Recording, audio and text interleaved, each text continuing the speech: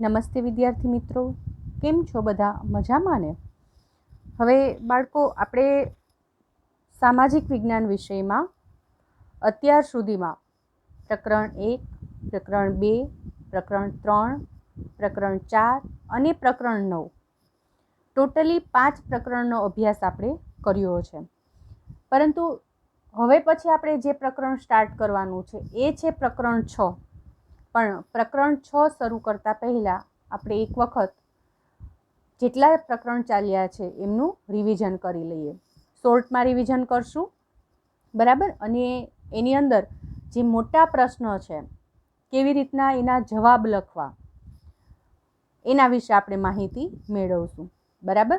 જો કે તમને લિથો મટીરિયલ્સ જે આપીએ છીએ એની અંદર પ્રશ્ન જવાબ લખેલા જ હોય છે, બરાબર? એટલે તમને અંદાજ છે જ, છતાં પણ એક વખત રિવિઝન કરી લઈએ તો આપણને એ છે બધા યાદ પણ રહી જાય.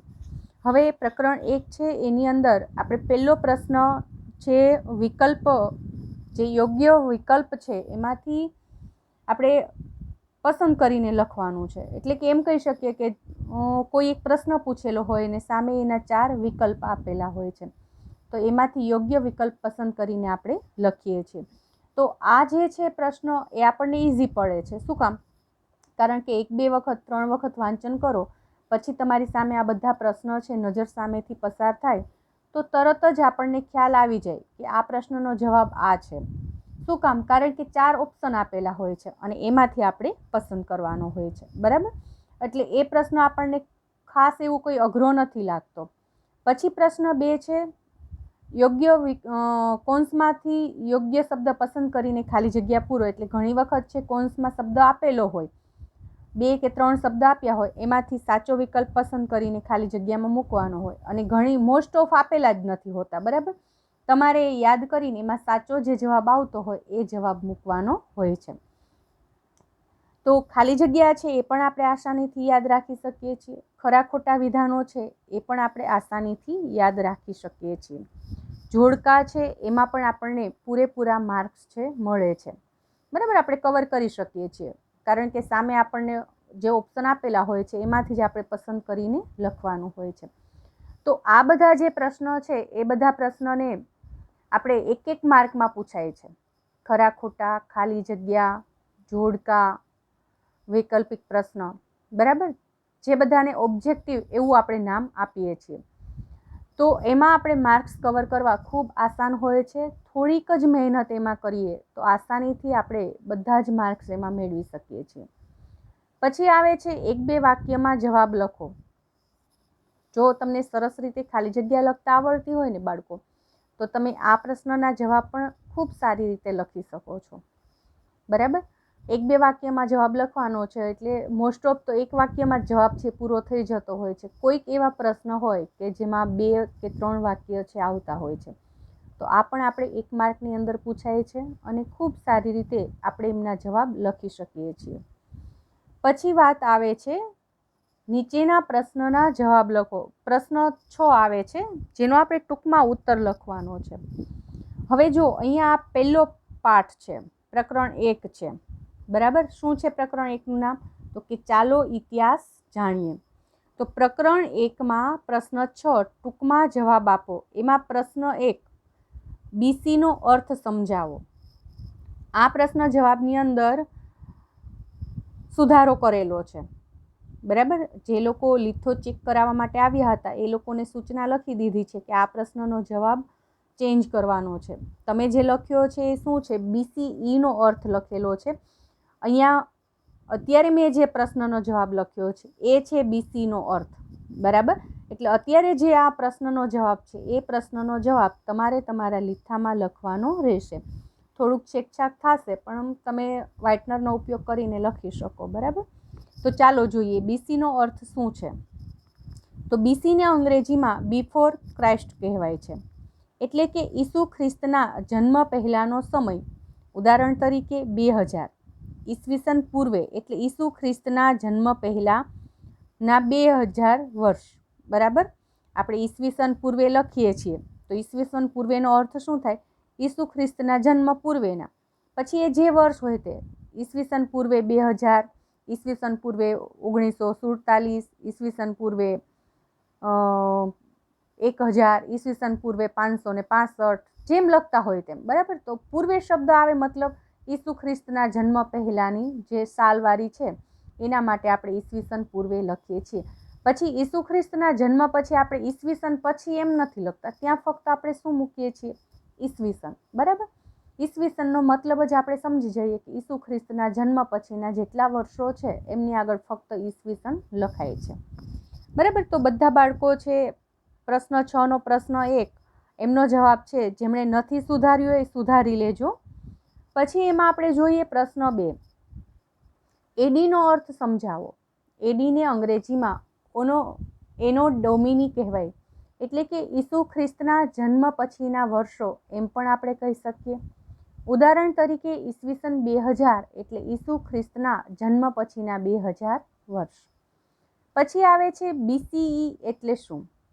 તો BCE ને અંગ્રેજીમાં બિફોર કોમન એરા કહેવાય છે, એટલે કે સામાન્ય કે સાધારણ યુગ પૂર્વે. ઘણીવાર સાલવારીને BCને બદલે BCE તરીકે પણ લખવામાં આવે છે. જો આ પ્રશ્ન બાળકો વારંવાર પૂછાતો આવ્યો છે કે BCને બદલે BCને બીજી કઈ રીતે લખાય છે, તો BCને આપણે BCE તરીકે પણ લખવામાં આવે છે. પછીનો પ્રશ્ન છે, ગુજરાતમાં તામ્રપત્રો કયા કયા સ્થળે સચવાયેલા જોવા મળે છે? તો ગુજરાતમાં આવા તામ્રપત્રો મોટી સંખ્યામાં મળી આવ્યા છે. તો તામ્રપત્ર એટલે શું આપણને યાદ હોવું જોઈએ. જ્યારે આપણે આ પાઠ ભણતા હતા ત્યારે મેં તમને સમજાવેલું કે તામ્રપત્ર કોને કહેવાય છે. તો તાંબાના પતરા પર કોતરીને લખાયેલા લેખને તામ્રપત્ર કહેવામાં આવે છે. તો ગુજરાતની અંદર આવા ઘણા બધા તામ્રપત્ર પ્રાપ્ત થયા છે, એટલે કે મોટી સંખ્યામાં મળી આવ્યા છે. તેમાં હેમચંદ્રાચાર્ય લાઇબ્રેરી, અમદાવાદની LD ઇન્સ્ટિટ્યૂટ ઓફ ઇન્ડોલોજી વગેરે જગ્યાએ આ તામ્રપત્ર છે એ આપણને જોવા મળે છે, એટલે કે ત્યાં સાચવવામાં આવ્યા છે.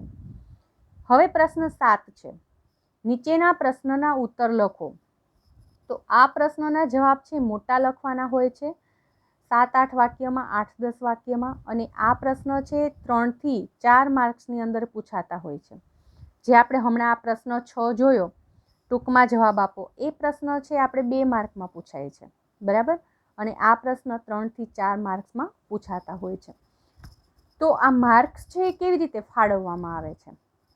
તો એના માટે એવું હોય કે જો 1 માર્કમાં પૂછ્યો હોય પ્રશ્ન, તો એની અંદર કમસે કમ તમારે 1 વાક્ય તો લખવું જ પડે. તમે પછી એનો 1 શબ્દમાં જવાબ લખીને મૂકી દો તો પૂરો માર્ક્સ મળે નહીં. 2 માર્કનો પ્રશ્ન હોય તો તમારે 2 વાક્ય તો એમાં લખવા જ પડે, નહીંતર એના પૂરા માર્ક્સ ન મળે. પછી 3 થી 4 માર્કનો પ્રશ્ન હોય તો ત્યાં લગભગ 6 થી 7 વાક્ય તમારે લખવા પડતા હોય છે, બરાબર. એથી જો નાનો પ્રશ્ન હોય, તમે એમાં આવતી માહિતી કટ કરી નાખી હોય તો તમારા માર્ક્સ કપાતા હોય છે. ખ્યાલ આવી ગયો? તો નીચેના પ્રશ્નના જવાબ આપો એવી સૂચના હોય તો જે પ્રશ્ન આપ્યા છે એનો તમારે સામે જોઈ લેવાનું કેટલા માર્કમાં પૂછાયેલો છે અને એ પ્રમાણે એમનો જવાબ છે લખવાનો રહેશે. એની અંદર પહેલો પ્રશ્ન છે, આપણે ઇતિહાસનું અધ્યયન શા માટે કરવું જોઈએ? અધ્યયન એટલે ભણવું, શીખવું. તો આપણે ઇતિહાસ શા માટે શીખવો જોઈએ? તો ઇતિહાસ છે માનવ સમાજના ભૂતકાળની માહિતી આપે છે. જો ઇતિહાસ એટલે ભૂતકાળમાં, ગયા વર્ષોમાં, વીતી ગયેલા વર્ષોમાં આપણું માનવ સમાજ, આપણી સંસ્કૃતિ, આપણા રીત રિવાજ કેવા હતા એની આપણને માહિતી આપે છે. આપણા પૂર્વજો કેવા હતા, તે ક્યાં રહેતા હતા, તેઓ શું ખાતા હતા વગેરેની માહિતી આપણને ઇતિહાસમાંથી જાણી શકાય છે, અથવા તો ઇતિહાસના અધ્યયનથી આપણને મળે છે. તેમના જીવનની અનેક મહત્વપૂર્ણ બાબતોના આધારે માનવીના જીવનમાં આવેલા પરિવર્તનોની માહિતી આપણને ઇતિહાસના અધ્યયનથી જાણવા મળે છે. જો શું કીધું છે એમના કે આપણા જે પૂર્વજો હતા એ લોકોના જીવનમાં અનેક મહત્વપૂર્ણ બાબતોના આધારે, એમના જીવનની મહત્વપૂર્ણ બાબતના આધારે અત્યારના જે મનુષ્ય છે એના જીવનમાં જે પરિવર્તન આવ્યા છે ને એની માહિતી આપણને ઇતિહાસ દ્વારા જાણવા મળે છે. એટલે કે ઇતિહાસમાં જે ઘટના ઘટી ગઈ, ભૂતકાળમાં જે બની ગયું, એમાંથી આપણે પ્રેરણા લઈ શીખી અને એ જ ભૂલ આપણે ફરી પાછા આપણા જીવનમાં દોહરાવતા નથી, એટલે કે ફરી પાછા કરતા નથી. અને એ સમય જે હતો, એ સમયમાં જે રીત રિવાજો હતા એમાંથી કંઈક આપણે શીખીએ પણ છીએ અને અત્યારના આપણા સમયમાં એપ્લાય પણ કરીએ છીએ. બરાબર. ઇતિહાસ આપણને એક યુગમાંથી બીજા અને બીજામાંથી ત્રીજા એમ અનેક યુગોના માનવ જીવનના રીત રિવાજો, માન્યતાઓ તેમજ તેમના ખોરાક અને પોશાક વિશે માહિતી આપે છે. જો બીજું ઇતિહાસ આપણને શું આપે છે, તો એક યુગ પૂરો થાય પછી બીજા યુગમાં તો એક યુગના મનુષ્ય છે એમનું જે જીવન છે, રીત રિવાજ છે, સંસ્કૃતિ છે, એના કરતાં બીજા યુગના માનવના રીત રિવાજ, સંસ્કૃતિ, એમ કરતાં કરતાં ત્રીજા યુગના માનવ જીવનના રીત રિવાજ, માન્યતા, એમના ખોરાક પોશાક બધા વિશેની માહિતી છે આપણને પૂરી પાડે છે. આથી આપણે માનવ સમાજના ભૂતકાળને જાણવા માટે ઇતિહાસનું અધ્યયન કરવું જોઈએ. એટલે કે આપણો ભૂતકાળ કેવો હતો એ જાણવા માટે આપણે ઇતિહાસનો અભ્યાસ કરવો જોઈએ. પછી બીજો પ્રશ્ન છે, આપણા દેશનું નામ ઇન્ડિયા અને ભારત કેવી રીતે પડ્યું છે? તો આપણા દેશ છે, આપણો દેશ છે, એમને બે નામથી ઓળખવામાં આવે છે, ઇન્ડિયા અને ભારત. ઇન્ડિયા શબ્દ છે ઇન્ડસ પરથી ઉતરી આવેલો છે, જેને સંસ્કૃત ભાષામાં સિંધુ કહેવાય છે. તો આ સિંધુ નદીના કિનારે જે બધા લોકો રહેતા હતા એ લોકોએ ભારતને ઇન્ડિયા નામ આપ્યું. ઈરાનીઓ સિંધુ નદી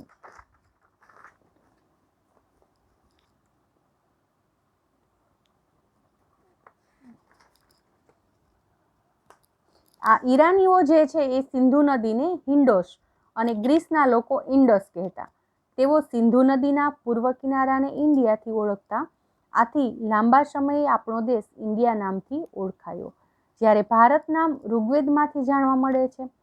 ભરત નામનો માનવ સમૂહ ઉત્તર પશ્ચિમ ભારતમાં આવીને વસેલો હતો અને એ જે ભરત નામનો રાજા છે તેમના નામ પરથી આપણો દેશ ભારત તરીકે ઓળખાયો છે, એમ પણ આપણે કહી શકીએ છીએ. એટલે કે આ બે બાબતને લીધેથી આપણા દેશનું નામ ઇન્ડિયા અને ભારત પડ્યું છે. પછી કારણ આપો. સિક્કા ઇતિહાસ જાણવાનું અગત્યનું સાધન છે, કારણ કે સિક્કા પર જે તે સમયના રાજાનું નામ, તેના ધર્મ અને સંસ્કૃતિ જેવી માહિતી જોવા મળે છે. સિક્કાઓના આધારે જે તે રાજ્યની સામાજિક, ધાર્મિક, આર્થિક અને રાજકીય માહિતી પણ જાણવા મળે છે. ગ્રીક, મૌર્ય કાળ અને ગુપ્ત યુગના સમયની ઘણી બધી માહિતી મેળવવામાં સિક્કાઓ ઉપયોગી બન્યા છે. આમ સિક્કા એ ઇતિહાસ જાણવાનું અગત્યનું સાધન છે. હવે પાઠ 2, આદિમાનવથી સ્થાયી જીવનની સફર. એની અંદર જે પ્રશ્ન પૂછાણા છે એમનું આપણે રિવિઝન કરી લઈએ. તો એમાં પણ પહેલો પ્રશ્ન વૈકલ્પિક પ્રશ્ન છે, યોગ્ય વિકલ્પ પસંદ કરીને લખો. પ્રશ્ન 2 છે ખાલી જગ્યા છે. ત્રીજો પ્રશ્ન ખરા ખોટા છે. ચોથો પ્રશ્ન યોગ્ય જોડ બનાવો. પાંચમો પ્રશ્ન 1-2 વાક્યમાં જવાબ આપો અને પ્રશ્ન 6 છે ટૂંકમાં ઉત્તર લખો. કારણ લખો છે. બરાબર. તો અહીંથી આપણે શરૂ કરીશું, કારણ કે આપણને પેલું ઓબ્જેક્ટિવ છે એ બધું તો આસાનીથી યાદ રહી જાય છે. જે તકલીફ પડે છે એ આપણને મોટા પ્રશ્નમાં જ થતી હોય છે, એટલે એમનું રિવિઝન થઈ જાય એ આપણા માટે અગત્યનું છે. પહેલું કારણ છે આદિમાનવો પ્રાકૃતિક ગુફામાં રહેતા હતા. કારણ લખો. તો શા માટે આદિમાનવ છે પ્રાકૃતિક ગુફામાં રહેતા હતા? તો કે શરૂઆતના સમયમાં આદિમાનવ છે ભટકતું જીવન જીવતા હતા. એટલે પૃથ્વીની ઉત્પત્તિ થઈ, પછી ડાયનોસોર જેવા વિશાળકાય પ્રાણીઓ આવ્યા અને ફરી પાછા એ નામશેષ થયા અને પછી ધીમે ધીમે આદિમાનવ એનું અસ્તિત્વ થયું. તો એ શરૂઆતમાં કેવું જીવન જીવતા? તો કે ભટકતું જીવન જીવતા હતા. તેઓ જ્યાં હરણ, ઘેટા, બકરા જેવા પ્રાણીઓ અને પાણી મળી જાય તેવા સ્થળ શોધતા. આથી જ્યાં સારા અને મોટા પ્રમાણમાં પથ્થરો, લાકડા અને પાણી મળી રહે તેવા સ્થળોએ તેઓ રોકાતા. અહીં હિંસક પ્રાણીઓ અને વરસાદથી પોતાનું રક્ષણ કરવા તેઓ પ્રાકૃતિક ગુફાઓમાં રહેતા હતા. પછીનો પ્રશ્ન છે અગ્નિના ઉપયોગથી આદિમાનવના જીવનમાં ક્રાંતિકારી પરિવર્તન આવ્યું. જેમ અત્યારે ઉદ્યોગોની સ્થાપના થઈ, ઔદ્યોગિક ક્રાંતિથી આપણા જીવનમાં ક્રાંતિકારી પરિવર્તન આવ્યું, એમ એ સમયમાં અગ્નિના ઉપયોગથી આદિમાનવના જીવનમાં ક્રાંતિકારી પરિવર્તન આવ્યું હતું. અગ્નિના ઉપયોગથી આદિમાનવના જીવનમાં ક્રાંતિકારી પરિવર્તન આવ્યું, કારણ કે અગ્નિની શોધ પછી આદિમાનવ નીચે દર્શાવેલી પ્રવૃત્તિઓમાં અગ્નિનો ઉપયોગ કરવા લાગ્યો. પહેલું, શિકાર કરીને લાવેલા પ્રાણીઓનું માંસ પકવવા માટે. બીજું, પોતાની ગુફામાં અજવાળું કરવા માટે. ત્રીજું, ગુફા આગળ અગ્નિનું તાપણું કરીને જંગલી પ્રાણીઓને ભગાડવા માટે. અને ચોથું, ઠંડી સામે રક્ષણ મેળવવા માટે. આ કારણસર એમનો ઉપયોગ કરતો અગ્નિનો. આથી કહી શકાય કે અગ્નિના ઉપયોગથી આદિમાનવના જીવનમાં ક્રાંતિકારી પરિવર્તન આવે છે. પછી પ્રશ્ન 7 છે, ટૂંકમાં ઉત્તર લખો. આદિમાનવ કયા કયા ઓજારો બનાવતો હતો? એ ઓજારોનો તે ક્યાં ક્યાં ઉપયોગ કરતો હતો? તો આદિમાનવ છે પથ્થર, લાકડા અને ક્યારેક હાડકાના ઓજારો બનાવતો હતો. આદિમાનવ પથ્થરના ઓજારોનો ઉપયોગ વનસ્પતિને કાપવા અને પ્રાણીઓને ચીરીને તેમની ચામડી કાઢવામાં કરતો. એ ચામડીમાંથી તે પોતાના શરીરને ઢાંકવા માટે પોશાક બનાવતો. પથ્થરમાંથી તે ખુરપી, છીણી, દાંતરડા જેવા ખેતીના ઓજારો પણ બનાવતો હતો. ત્યાર પછીનો પ્રશ્ન છે, સ્થાયી જીવન પછીની આદિમાનવની પ્રવૃત્તિઓ જણાવો. કે હવે છે આદિમાનવ જે છે એમણે ભટકતું જીવન છોડી અને સ્થાયી જીવનની શરૂઆત કરી. તો સ્થાયી જીવનની શરૂઆત કરી પછી એમની પ્રવૃત્તિ કઈ કઈ હતી એમના વિશે આપણે લખવાનું છે. તો સ્થાયી જીવન પછીની આદિમાનવની પ્રવૃત્તિઓ નીચે મુજબ છે. પાણી મળી રહે તેવી જગ્યાએ અનાજનો પાક તૈયાર કરવો. બીજું, એકઠા કરેલા અનાજના સંગ્રહ કરવા કોઠાર અને માટીના ઘડા બનાવવા. ત્રીજું, ખોરાક માટે અનાજ, ફળ, માંસ અને માછલા એકઠા કરવા. ચોથું, ખુરપી, છીણી અને દાંતરડા જેવા ખેત ઓજારો બનાવવા. ત્રીજો પ્રશ્ન છે, આદિમાનવ પ્રાણીઓનો ઉપયોગ કેવી રીતે કરતો હતો? તો એમાં પહેલું છે, આદિમાનવ શિકારી અને ભટકતું જીવન જીવતો હતો. ત્યારે હરણ અને ઘેટા બકરા જેવા પ્રાણીઓનો શિકાર કરીને તેમનો ખોરાક તરીકે ઉપયોગ કરતો. તેમના ચામડાનો ઉપયોગ તે શરીરને ઢાંકવા માટે કરતો. તેણે પ્રાણીઓને મિત્રો બનાવ્યા. કૂતરો આદિમાનવનો પ્રથમ સાથીદાર બન્યો હતો. આદિમાનવે કેટલાક પ્રાણીઓને પાલતુ બનાવ્યા. પરિણામે પશુપાલનની પ્રવૃત્તિઓ શરૂ થઈ. ત્યાર પછીનો પ્રશ્ન છે, પ્રશ્ન 8, નીચેના પ્રશ્નના ઉત્તર લખો. જો મુદ્દાસર જવાબ લખવાનો છે આમનો, અને આની અંદર મેં ક્રમ આપ્યા છે 1, 2, 3 એવી રીતે મુદ્દા. એની જગ્યાએ તમે એરો કરીને લખો ને તો ધી બેસ્ટ છે. હંમેશને માટે આન્સર છે પેરેગ્રાફ રૂપે લખવાને બદલે એરો કરીને લખવાનો, જેથી કરીને તમારું લખાણ છે એકદમ એટ્રેક્ટિવ બને. બરાબર? તો એમાં પહેલો પ્રશ્ન છે, વાતાવરણમાં પરિવર્તન આવવાથી આદિમાનવના જીવન પર શી અસરો થઈ? આશરે 12,000 વર્ષ પહેલાં વાતાવરણમાં વ્યાપક પરિવર્તન આવવાથી વિશ્વના અનેક ક્ષેત્રમાં તાપમાનમાં વધારો થયો. એટલે કે તાપમાન છે હવે ધીમે ધીમે ઊંચું આવવા લાગ્યું. પરિણામે પૃથ્વી પર ઘણો ફેરફાર થયો, જે આ પ્રમાણે છે. પહેલું, વિશ્વમાં ઘણી જગ્યાએ ઘાસના ક્ષેત્ર ઊભા થયા. પરિણામે હરણ, ઘેટા અને બકરા જેવા તૃણાહારી પ્રાણીઓની સંખ્યા વધી.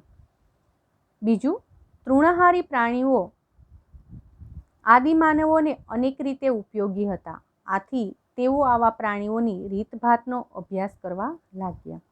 ત્રીજું, વાતાવરણના ફેરફારના કારણે ઘાસ, વૃક્ષ અને વનસ્પતિની સાથે ઘઉં, જવ જેવા ધાન્યો ઉગવા લાગ્યા. ચોથું, આવા પાકો ઉપયોગી જણાતા આદિમાનવો કુતૂહલ વૃત્તિથી અનાજના દાણા એકઠા કરીને વાવવા લાગ્યા. એટલે કે ભારતમાં હવે ખેતીની શરૂઆત થઈ. ખેતીની શરૂઆત થતાં ખેતરોની આસપાસ આદિમાનવો માટી, ઘાસના કાચા મકાનો બનાવીને રહેવા લાગ્યો. આમ વાતાવરણમાં પરિવર્તન આવવાથી આદિમાનવના જીવનમાં અમૂલ્ય પરિવર્તન આવ્યું એમ આપણે કહી શકીએ. પ્રશ્ન 2 છે, સ્થાયી જીવન માટેની જરૂરિયાત શા માટે ઊભી થઈ? તો જો હવે આદિમાનવ છે ભટકતું જીવન છોડીને સ્થાયી થયો, તો એમની જરૂરિયાત શા માટે ઊભી થઈ સ્થાયી જીવન જીવવાની? બરાબર. આદિમાનવ શરૂઆતમાં ખોરાકની શોધમાં ભટકતું જીવન જીવતો હતો. લગભગ 12,000 વર્ષ પહેલાં વિશ્વભરના વાતાવરણમાં વ્યાપક પરિવર્તન આવતા વનસ્પતિ અને ઘાસના ક્ષેત્રો ઊભા થયા.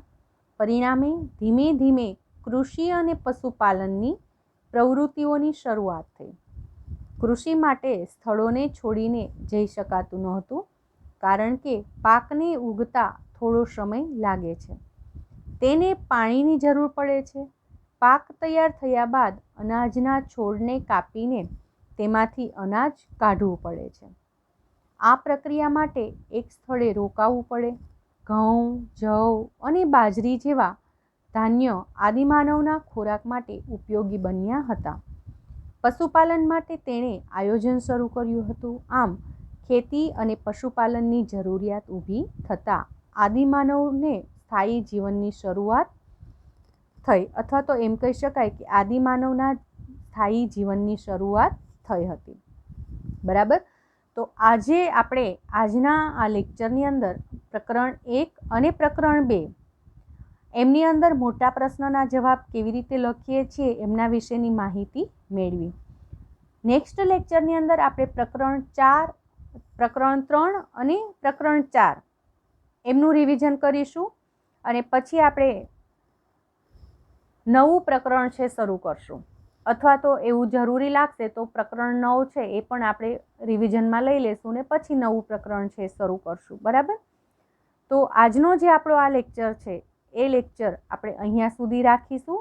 નેક્સ્ટ લેક્ચરમાં નવા ટોપિક સાથે ફરી મળીશું. Thank you.